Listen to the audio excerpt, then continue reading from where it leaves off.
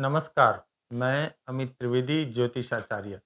मेष राशि वालों, 29 मार्च 2025 शनिवार से आपको साढ़े साति का प्रारंभ हो रहा है। मैं ज्योतिषाचार्य हूँ और मेरा काम है आपको डर से बाहर निकालना, न कि डर में धकेलना, और आपको सच्चा मार्गदर्शन देना। एक ज्योतिषी की हैसियत से यही मेरा कर्तव्य है और मैं इस वीडियो में यही निभाने जा रहा हूँ। शनिदेव से लोग थर थर कांपते हैं, किंतु शनिदेव क्रूर नहीं है। केवल पीड़ा देना, दुख देना उनका एकमात्र कार्य नहीं है। शनिदेव का मुख्य कार्य न्याय करना है। शनिदेव न्याय प्रिय है। यदि आपको कुछ नहीं मिला जो न्यायोचित था, तो शनिदेव वह दिला देंगे। यदि शनिदेव आपको दंड देना चाहते हैं, तो दो हाथ जोड़कर उसे स्वीकार कर लेना। शनिदेव साढ़े साति के समय में मनुष्य के कर्म की शुद्धि करते हैं। शुद्धि से क्या डरना। जय शनिदेव। और साथ ही मेष राशि वालों, यह वीडियो सुनने के पश्चात आप श्रद्धा रखिए, विश्वास रखिए, आपका डर एकदम से निकल जाएगा और आपका कॉन्फिडेंस बढ़ जाएगा। अब जन्मपत्री में साढ़े साति का जब प्रारंभ होता है, तो अच्छे अच्छों का पैर ढीले हो जाते हैं, वो एकदम से डर जाते हैं। साढ़े साती मतलब है क्या? ये बात आप सबसे पहले समझ लीजिए। साढ़े साती का मतलब ये है कि चंद्र से शनिदेव जब 12वें स्थान में पर आते हैं, तब साढ़े साती का प्रारंभ होता है। शनिदेव हर एक राशि में 2.5 साल भ्रमण करते हैं। अब चंद्र से 12वीं राशि में आए, तो ये शनि की पहली ढैया हो गई, जो सर के ऊपर से पसार होती है साढ़े साती। शनि महाराज चंद्र के ऊपर से जब पसार होते हैं, तब ये साढ़े साती की दूसरी ढैया हो गई और ये छाती पर से पसार होती है। अब शनिदेव जब चंद्र से दूसरे स्थान पर भ्रमण करते हैं, तब ये तीसरी ढैया हो गई और ये पाँव पर से पसार होती है, पैर से पसार होती है। तो कुल मिला के 2.5 साल और 2.5 साल, तो 7.5 वर्ष की ये दशा है, जिसको साढ़े साती कहते हैं। अब साढ़े साती में ये पनौती शब्द जुड़ गया है कि भाई साढ़े साती की पनौती का प्रारंभ हो रहा है। पनौती नाम सुनते ही सब लोग डर जाते हैं, कुछ लोग डराते भी हैं। अब मैंने तो किसी सज्जन का ये नैरेटिव सेट करते हुए बात सुन ली कि भाई शनि देव जब चंद्र से दूसरी 12वीं राशि में आते हैं, तो चंद्र से 12वीं राशि में जब आते हैं तो एक प्रकार से आपके पड़ोसी बन गए। अब ये ऐसा हो गया कि जब आपके पड़ोस में हम जहाँ रहते हैं, अब इसके पड़ोस में कोई सरफिरा आदमी रहने आ गया, कोई क्रिमिनल, कोई हिस्ट्री शीटर रहने आ गया, तो हमारी तो रातों की नींद और दिन का चैन हराम हो जाएगा। बस इसी प्रकार की परिस्थिति आपके साथ होनी है। अब ये नैरेटिव कुछ लोग सेट कर रहे हैं।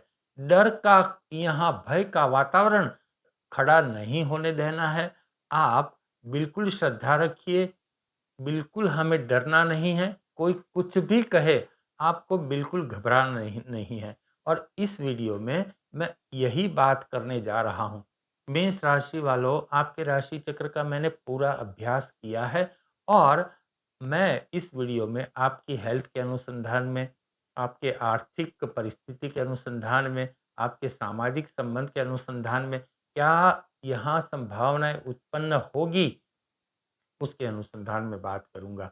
और यदि कुछ दुष्कर परिस्थिति है, तो इसका क्या उपाय हो सकता है? मैं प्रैक्टिकल उपाय भी दूँगा और कुछ सात्विक उपाय भी आपको दूँगा। तो आपको सबसे पहले यहाँ अनुरोध करूँगा कि कृपया आपने यह चैनल अभी तक सब्सक्राइब नहीं की है, तो आप सब्सक्राइब कर लीजिए और इसे शेयर अवश्य कीजिए। और कमेंट बॉक्स में आप शनिदेव का जयकारा लिख दीजिए। इससे शनिदेव की हम सब पर कृपा रहेगी। चलिए मूल विषय का हम प्रारंभ करते हैं। मेष राशि वालों, सबसे पहले आपकी हेल्थ के अनुसंधान में क्या परिस्थिति, क्या संभावना उत्पन्न होगी, यह जान लीजिए। जैसे मैंने कहा कि ये पहली ढैया है, मैं पहली ढैया के अनुसंधान में बात करूंगा। 2.5 साल में क्या परिस्थिति होगी आपके हेल्थ के अनुसंधान में, इसकी बात करूंगा। तो क्या संभावनाएं उत्पन्न होगी, ये जो है लोहे के पाए पर ये आपकी साढ़े साती का पहला चरण है। तो आरोग्य में आपको बिल्कुल सावधान रहना है। आपके आरोग्य में आपको छोटी-मोटी तकलीफ़ें सता सकती है और ये जो छोटी-मोटी तकलीफ़ है, वो इस तरह से सताएगी कि आपके खान-पान के ऊपर आपका संयम नहीं रहेगा और ऐसा होगा कि आज आपको अच्छा है, कल अच्छा नहीं है, फिर 2-4 दिन और बीमार पड़ गए, फिर आप अच्छे हो गए, ऐसी परिस्थिति होगी। किंतु घबराइए मत, जन्मपत्री में शनिदेव के उपरांत भी और अन्य ग्रह है, उसका भी प्रभाव होता है। शनिदेव यदि दुष्प्रभाव डालेंगे, तो ऐसा है कि गुरु जैसा शुभ ग्रह है, उसके प्रभाव से बहुत हद तक आपको शांति भी प्राप्त होगी, बहुत हद तक आपको सरलता भी प्राप्त होगी। मेष राशि वालों ऐसा होगा कि आप डॉक्टर के पास जाएँगे, 1-2 दिन में ठीक भी हो जाएँगे, किंतु इसकी असर जो है वो 7-8 दिन तक यहाँ आपकी जन्मपत्री में आपके ऊपर यहाँ चलती रहेगी। ऐसा होगा कि शारीरिक रूप से तो आप स्वस्थ हो ही जाए, किंतु मानसिक रूप से आप बहुत अस्वस्थता की अनुभूति करेंगे। मन में बहुत चिड़चिड़ापन रहेगा, अलग-अलग कुछ खा लिया, डिसिप्लिन आपको नहीं रहेगा। यहाँ आपको ध्यान रखना है, आपने वो कहावत भी सुनी होगी कि हारा हुआ जुआरी 2 गुना खुल खेलता है। तो यहाँ आपके साथ भी ऐसा होगा। आपके मन के अंदर एक प्रकार से खुन्नस-सी छा जाएगी। मतलब ये ऐसा मेरे साथ क्यों हो रहा है? तो आप और ज़ोर से सभी चीज़ों को चैलेंज करेंगे। अब मेष राशि वालों, आप अपनी राशि का स्वभाव सबसे पहले समझ लीजिए। कैसा स्वभाव है आपका? ये जो मेष राशि है, उनका स्वामी मंगल है और मेष राशि सूर्यदेव की उच्च की राशि है, यहाँ सूर्यदेव उच्च के होते हैं। साथ ही ये चर राशि है, अग्नि तत्व की राशि है। मेष राशि बड़ी पावरफुल राशि मानी जाती है। उनको सब रिज़ल्ट जो है वो जल्दी चाहिए और शनिदेव जो है उसको वो थोड़े शांत है और वो जो है बहुत मेहनत में बिलीव करते हैं। चर राशि जो है मेष राशि मेहनत तो करती है लेकिन रिज़ल्ट जल्दी चाहिए। अब शनिदेव को ये मंज़ूर नहीं। एकदम से शनिदेव रिज़ल्ट नहीं चाहते। वो आराम से मतलब बरोबर मेहनत करके वो रिज़ल्ट देते हैं। तो एक प्रकार से मेष राशि का और शनिदेव का यह विपरीत स्वभाव टकराता है। इसके कारण मेष राशि में डिसिप्लिन का अभाव हो जाता है। जब भी साढ़े साती की पहली ढैया प्रारंभ होती है, तो डिसिप्लिन का मेष राशि में अभाव हो जाता है। खाने-पीने में आपको बिल्कुल डिसिप्लिन में रहना है। यदि आपको व्यसन है, तो मेष राशि वालों आपका व्यसन बढ़ जाएगा। व्यसन बढ़ेगा टेंशन के कारण, व्यसन बढ़ेगा मानसिक तनाव के कारण, लेकिन आपको व्यसन बढ़ाना नहीं है, व्यसन कम करना है और यदि व्यसन नहीं है, तो व्यसन लग भी सकता है, ये भी आप ध्यान में रख लीजिए और ये जो व्यसन आप यदि छोड़ भी देंगे, तो शनिदेव को बहुत अच्छा लगेगा। शनिदेव आपके ऊपर प्रसन्न रहेंगे। साथ ही मैं आपको इसका एक उपाय भी देता हूँ। क्या उपाय है कि भई हेल्थ से उभरने का क्या उपाय है? अब जो होना है वो होना है लेकिन इससे उभरने का भी तो कोई उपाय होना चाहिए। जी हाँ, बड़ा व्यावहारिक उपाय देता हूँ, आगे मैं सात्विक उपाय दूँगा। लेकिन अभी जो है बहुत व्यावहारिक, बहुत प्रैक्टिकल सा उपाय आपको दे रहा हूँ। किसी भी हॉस्पिटल में जाइए और हॉस्पिटल में जाके आप कोई भी बुजुर्ग मरीज़ है, दर्दी है, उसका कोई दवाई का बिल भर दीजिए। हो सके तो हॉस्पिटल में उसका जो पेमेंट है, वो कर दीजिए। इससे शनिदेव की प्रसन्नता आपके ऊपर बहुत होगी और आपको बहुत हद तक पीड़ा से छुटकारा प्राप्त हो सकता है। मेष राशि वालों, अब बात करते हैं आपकी आर्थिक परिस्थिति के अनुसंधान में। आपकी आर्थिक परिस्थिति ये 2.5 साल कैसी रहेगी? आप आपका गोल अचीव करने में आपको बहुत संघर्ष करना पड़ेगा। आप मेहनत बहुत करेंगे लेकिन गोल आपसे आगे ही चलता हुआ आपको दिखाई देगा। आप जिसका भी किसी संपर्क करना चाहोगे उससे थोड़ा नेगेटिव प्रतिभाव आपको मिलेगा, ऐसा भी हो सकता है। कोई अनचाही मुसीबत का सामना आपको करना पड़ सकता है और ऐसा मत सोचिए कि सब कुछ आपको आसानी से मिल जाएगा। मेहनत शनिदेव आपसे बहुत करवाएँगे, आपका काम चलता रहेगा। मैं ये नहीं कहता कि सब कुछ आपका काम ठप हो जाएगा और आप पैसे-पैसे के लिए तरस जाएँगे। ऐसा नहीं होगा, काम चलता रहेगा, लेकिन पैसे आने की जो गति है, वो गति थोड़ी धीमी यहाँ पड़ती हुई मुझे दिखाई देती है। और शनिदेव के प्रभाव से ऐसा होगा कि आप थोड़े सिंसियर नहीं रहोगे। सिंसियर क्यों नहीं रहोगे ये भी जान लीजिए। आप बहुत मेहनत करते हो और आपको इसका फल नहीं मिलेगा।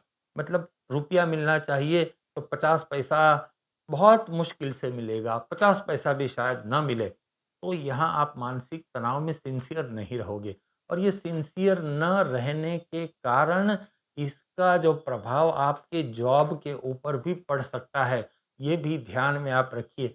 अब यहाँ जो है शनिदेव क्या चाहते हैं ये ध्यान में रखिए। शनिदेव की प्रसन्नता के लिए आप अपने कार्य में अच्छे से अच्छा काम कीजिए। मतलब कल जो काम किया है इससे आज अच्छा करना है, आज किया है तो कल इससे भी अच्छा काम करना है। अच्छे से अच्छा काम कीजिए और इसके अनुसंधान में आप रिवॉर्ड की आशा मत रखिए। ये मत रखिए मन में कि इसका मुझे कोई बहुत बड़ा फल मिले और मेरा प्रमोशन हो जाए, मेरी सैलरी बढ़ जाए, मुझे नई जॉब जहाँ अप्लाई किया है वो मिल जाए। ऐसी बातें आप मन में रखिए ही नहीं। केवल अच्छे से अच्छा काम कीजिए। ये ऐसा है कि अभी आप परीक्षा देने बैठे हो, पर्चा निकल गया है, तो बस ये पर्चा देना है, परीक्षा देनी है। ऐसा भी संभावना है कि आप बहुत अच्छा काम करते हैं, फिर भी आपके अच्छे काम के उपरांत भी कोई ऐसे आदमी को रिवॉर्ड मिल जाएगा जिसका आपकी नज़र में काम अच्छा नहीं है। तो आप बहुत दुखी हो जाओगे। दुखी मत होना, जो भी परिस्थिति है आप स्वीकार कर लेना और आपको फल मिलेगा, ऐसा मिलेगा, छप्पर फाड़ के फल मिलेगा, अच्छा रिवॉर्ड मिलेगा। और साथ ही जो लोग बिज़नेसमैन हैं, उनको क्या करना है? जो लोग व्यापारी हैं, उनको थोड़ा अपना जो प्रॉफ़िट है, वो प्रॉफ़िट कम कर देना है। बिज़नेस में ऐसा होता है कि कई बार बहुत अधिक प्रॉफ़िट ले लेते हैं। तो यहाँ व्यापारी लोग जो है, उनको अपना प्रॉफ़िट जो है कम करना है। एक समान प्रॉफ़िट सबसे लेना है। कोई गरीब आदमी है आपके पास आया है, तो उससे उससे प्रॉफ़िट लो ही नहीं। जो आपका जो मूल दाम है, वही उससे ले लो। तो इससे शनिदेव अधिक आपसे प्रसन्न रहेंगे। और यदि आप कंसल्टेंट है तो ये मान के चलिए कि आपके कार्य को कोई अधिक सराहा नहीं जाएगा। ये सभी के साथ होगा, जॉब करते हैं, बिज़नेस करते हैं या कंसल्टेंट है। आपके कार्य को कोई अधिक सराहा नहीं जाएगा, प्रशंसा आपको नहीं मिलेगी। तो ऐसा करना, जो कोई भी क्लाइंट आपके पास आता है, उसके इस तरह से उसके साथ डील करना कि जैसे उसके हित में ही आपका हित है। ये आपकी गरज है उनका अच्छा करने की। इस प्रकार से आपको व्यवहार करना होगा, तभी शनिदेव आपसे प्रसन्न होंगे। निस्वार्थ कार्य करना है और ये मान लीजिए कि इसका फल आपको ऐसा मिलेगा कि आप ये सोचोगे कि ये मेरी साढ़े साती का समय है, कि मुझे राजयोग चल रहा है। ऐसा फल आपको प्राप्त होगा, तो बिल्कुल आप संयम रखिए। और ये मैं आपको एक प्रकार से सफलता की चाबी दे रहा हूँ। निस्वार्थ भाव से यदि आपने अपने कार्य क्षेत्र से काम किया, तो शनिदेव की प्रसन्नता आपको इतनी होगी कि आपको राजयोग जैसा फील करोगे। चलिए आगे बात करते हैं।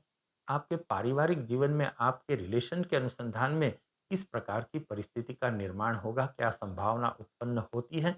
इस पूर्व मैं यहाँ फिर से आपको याद दिलाना चाहता हूँ कि कृपया इस चैनल ने आपको अभी तक आपने सब्सक्राइब नहीं किया है, तो सब्सक्राइब कर लीजिए और शेयर अवश्य कीजिए। साथ ही कमेंट बॉक्स में शनिदेव का जयकारा भी लिख दीजिए।